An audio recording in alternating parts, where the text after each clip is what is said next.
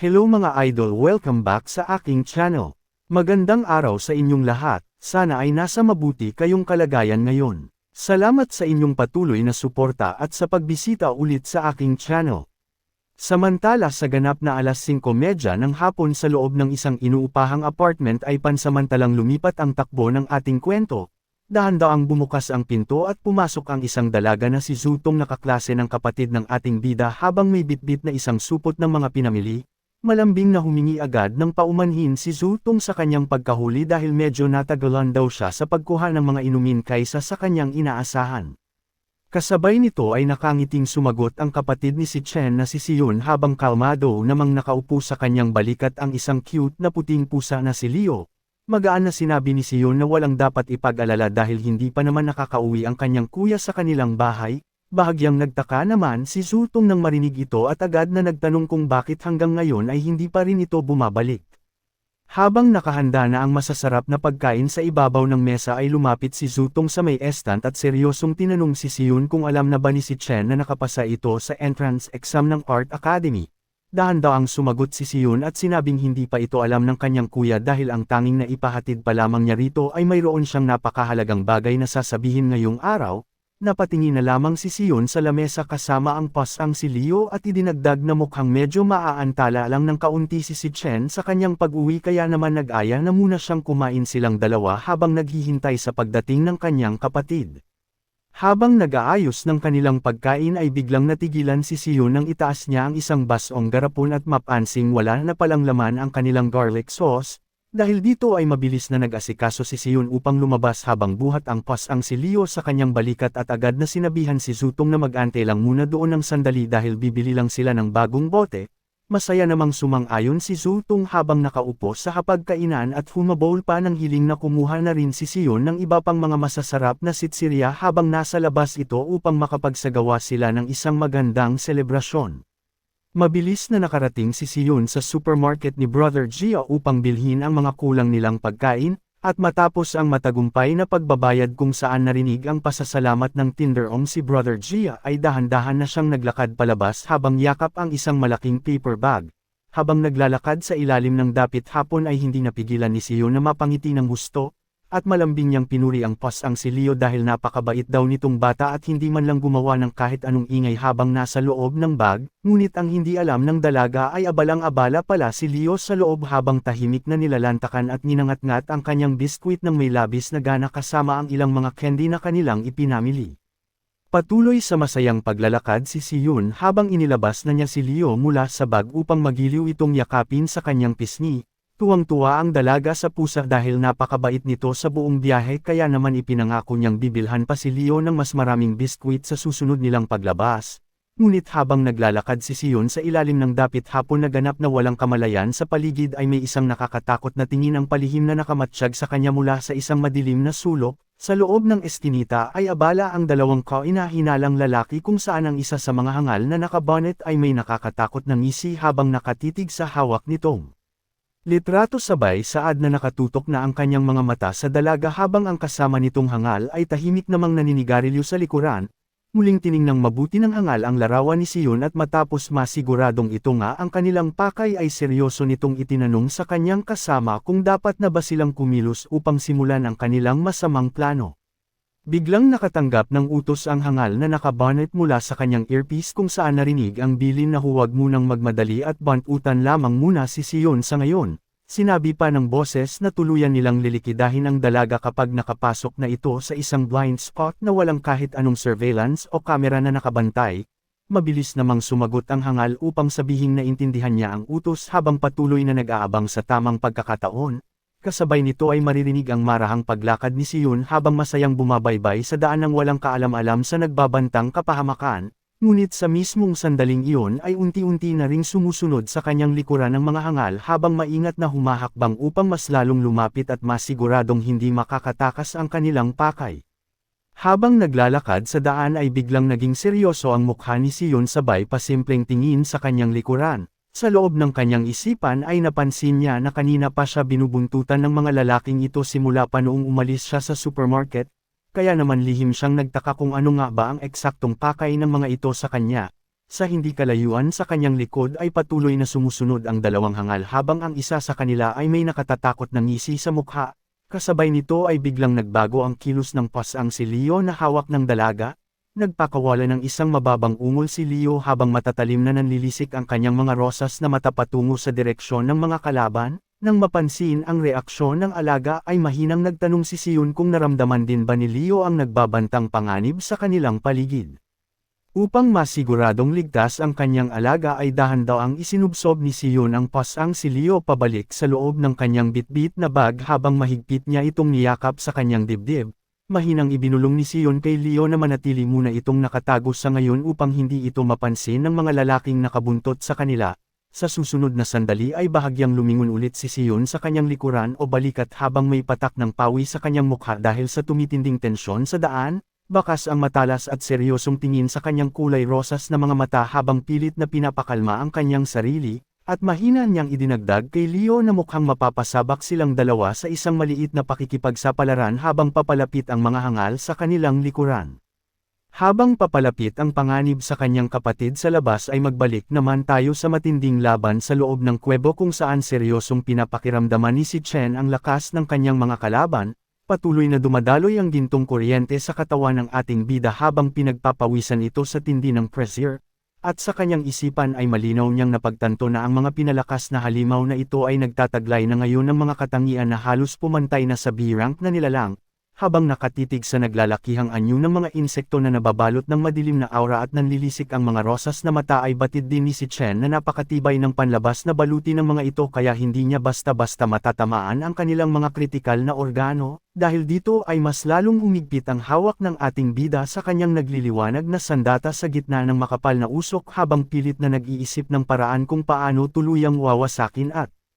babasagin ang matitigas na depensa ng mga kalaban. Habang seryosong nag-iisip si Chen ng panibagong paraan upang basagin ang matitigas na baluti ng mga kalaban ay biglang umalangaw ang isang malakas na sigaw mula sa kanyang likuran. Buong lakas na nagpasalamat si Gang Ting sa ating bida habang ang kanyang buong katawan ay nagsimulang balutin ng naglalagablab at umiikot na apoy. Mahigpit na hinawakan ni Gang Ting ang kanyang espada gamit ang dalawang kamay sa itaas ng kanyang ulo upang maghanda para sa isang mapanirang banat. Kasabay ng paglabas ng matinding enerhiya ay lumitaw ang mga babala sa paligid kung saan sabay-sabay na bumaba ang kanyang stamina, speed, elemental power, spirit, at luck kapalit ng sunod-sunod at labis na pagtaas ng kanyang pisikal na lakas, punong ng nagliliyab na determinasyong isinigaw ni Gang Ting na binigyan siya ni si Chen ng higit pa sa sapat na oras upang maipaw ang kanyang matinding kapangyarihan dahilan upang bahagyang mapalingon at magulat ang ating bida habang pinagmamasdan ang nagbabagang anyo ng kanyang kasama.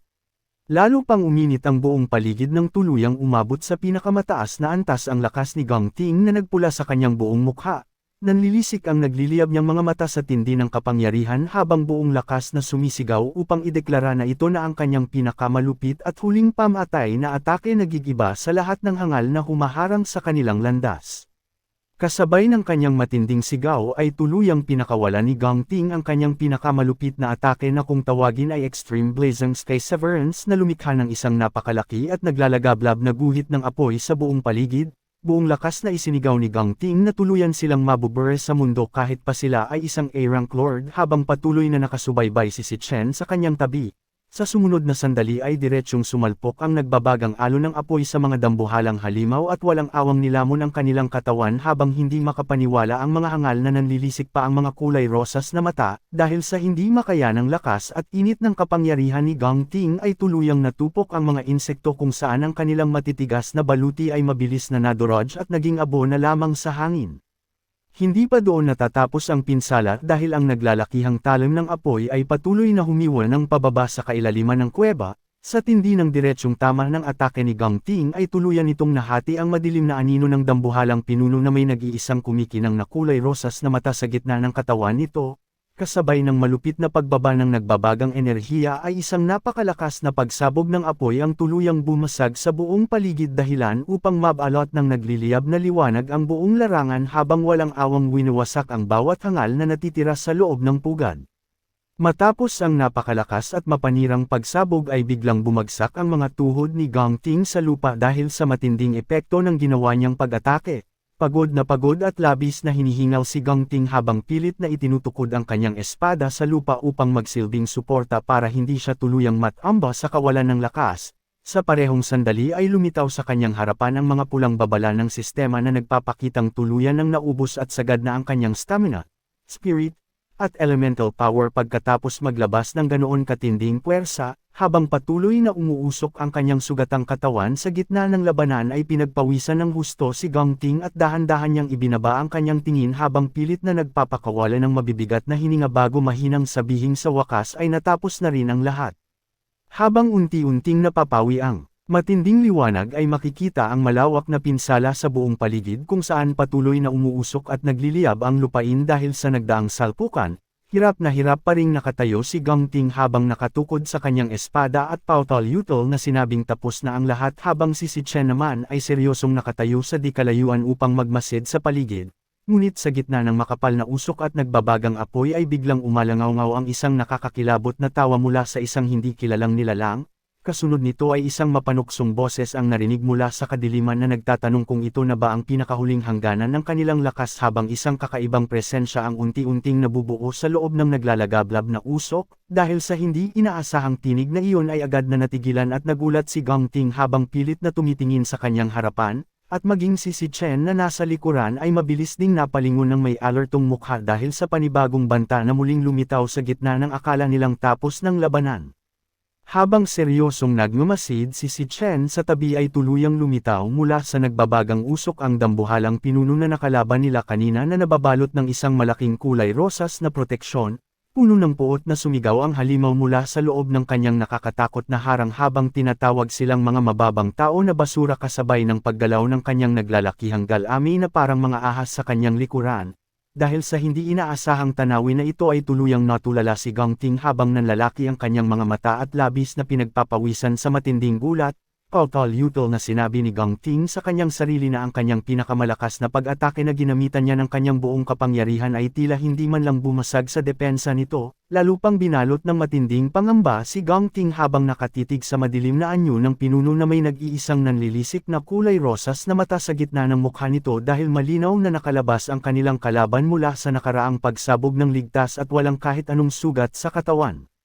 Nanatiling tahimik si Chen habang matalas ang kanyang tingin upang suriin ang nangyayari sa kanilang harapan. Sa eksaktong segundo bago tumama ang malupit na atake ni Gangting ay nagawa palang sipsipin ng dambuhalang pinuno ang buong lakas mula sa mga natitirang itlog ng halimaw sa paligid dahilan upang tuluyang matuyo ang mga ito sa isang iglap. Dahil sa napakalaking enerhiyang nakuha nito ay mabilis na nakabuo ang kalaban ng isang napakatibay na protective barrier na naging dahilan kung bakit hindi man lang ito naitabla ng nagdaang malakas na pagsabog.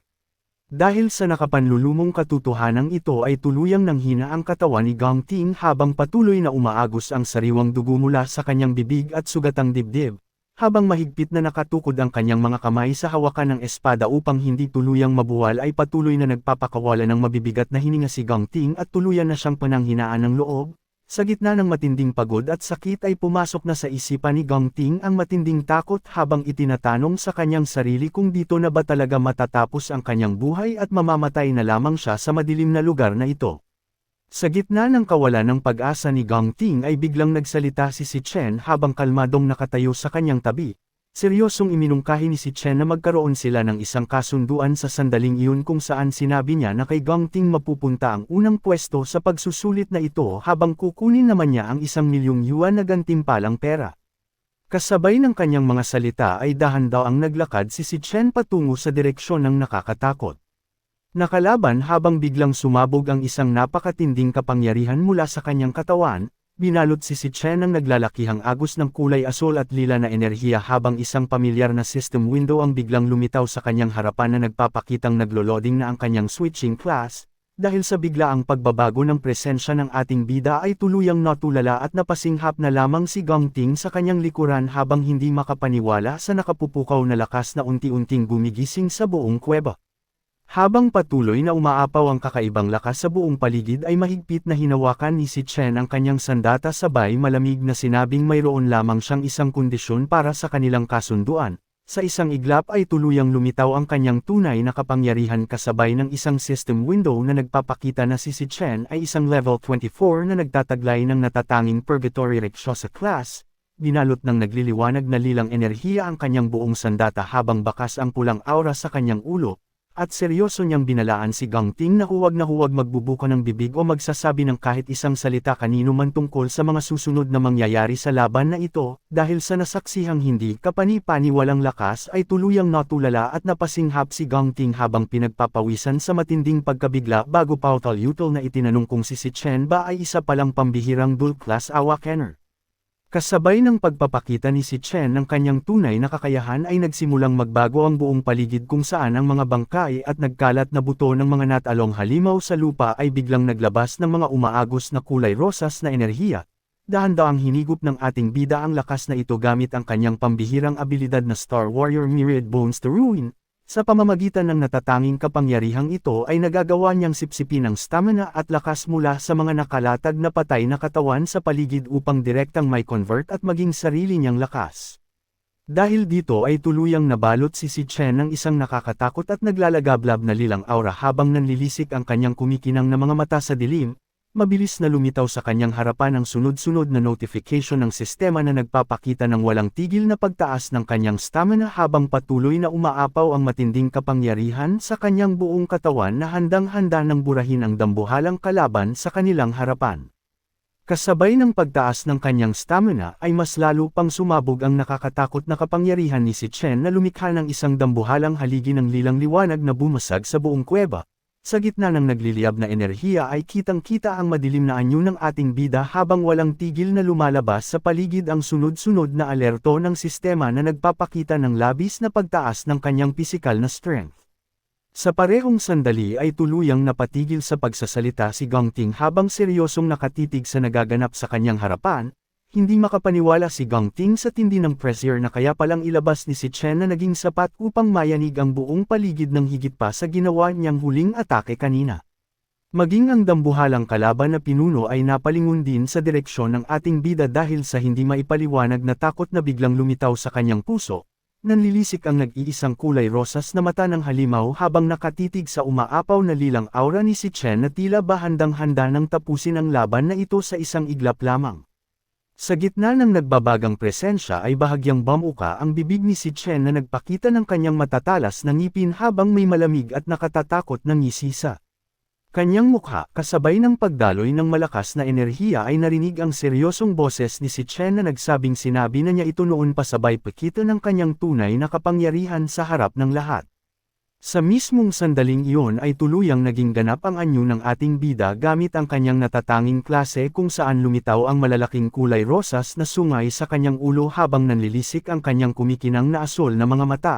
Nababalutan si Chen ng naglalakihang alon ng kulay lila at itim na aura habang ang mga kumikinang na asol na marka ay gumuhit sa kanyang dibdib at braso. Kasabay nito ay opisyal nang umabot sa pinakamataas na antas ang kanyang kakayahan ayon sa abiso ng sistema kung saan nakasulat ang Stamina Max at Strength Max sa kanyang harapan. Hawak ang kanyang nagliliyab na sandata ay buong lakas at determinasyong idineklara ni si Chen na siya mismo ang kakatay sa dambuhalang pinunong na kalaban nila kanina upang tuluyan na itong mabuwal sa kailaliman ng kuweba.